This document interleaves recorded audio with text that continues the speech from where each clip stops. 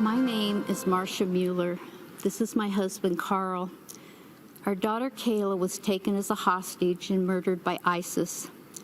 From a young age, Kayla was amazing. She taught herself languages, how to write music, how to play guitar. She worked with troubled youth, military veterans, and Native Americans. Everywhere Kayla went, people smiled. Kayla had a gift to be able to see the world through someone else's eyes. She became a humanitarian aid worker, and when she was helping children at an orphanage in India, Kayla wrote, "I find God in the suffering eyes reflected in mine. If this is how you are revealed to me, this is how I will forever seek you." She went to Turkey to help Syrian refugees in 2012. In August 2013, she was asked by another aid worker to cross the border into Syria to help at a hospital. On August 4th, 2013, ISIS terrorists stopped her vehicle and took her captive. Kayla was mostly held in a 12 by 12 cell in solitary confinement. It was cold and dirty. ISIS terrorists shined bright lights in her face. They shaved her head. They beat her and tortured her. The leader of ISIS, Bakr al-Baghdadi, raped her repeatedly. For 18 months, she endured. And we endured an agonizing back and forth between us, the Obama administration, and ISIS. We put all our faith in the government, but the government let us down.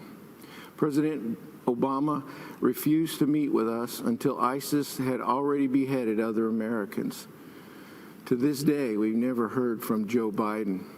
Instead, the Obama administration hid behind policy so much that we felt hopeless when they kept us from negotiating to save Kayla's life.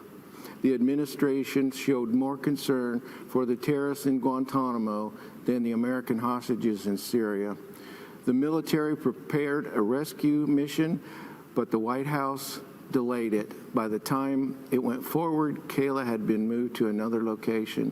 After 18 months of brutal torture, we learned from ISIS that Kayla had been killed.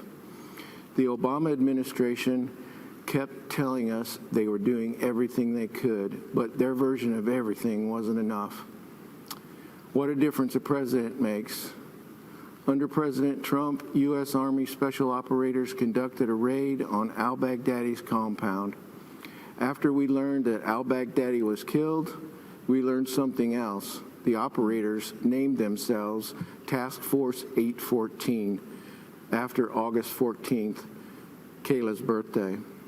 And the mission was named Operation Kayla Mueller. To those soldiers, thank you. Kayla was looking down on you. The Trump team gave us empathy we never received from the Obama administration. The Obama administration said it was doing everything it could. The Trump administration is. Let me just say this. Kayla should be here. If Donald Trump had been president when Kayla was captured, she would be here today.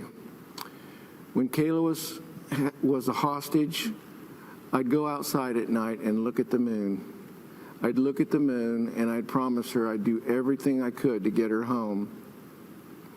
Now when I see the moon, I'm reminded of my promise to her I couldn't keep. All Kayla wanted was to make it home. We are still working to find her, and God willing, we will bring her home. Kayla was born a miracle.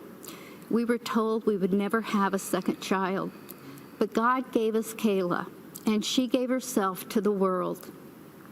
8 months into Kayla's captivity, another hostage was able to smuggle out a letter Kayla had written. As we read it, we could see that God was holding her in his arms.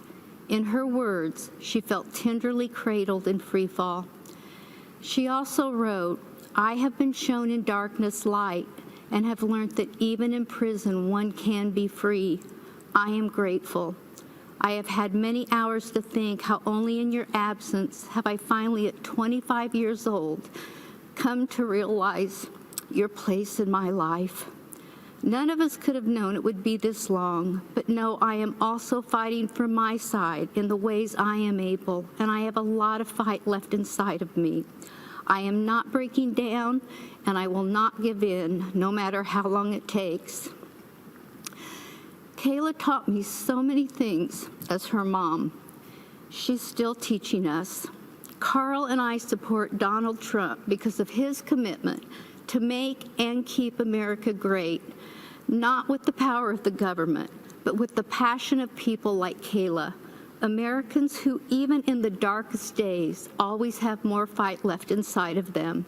Americans who don't just talk, they act. That was our daughter. That's President Trump. As long as we stay strong like Kayla, as long as we refuse to break, we will be great.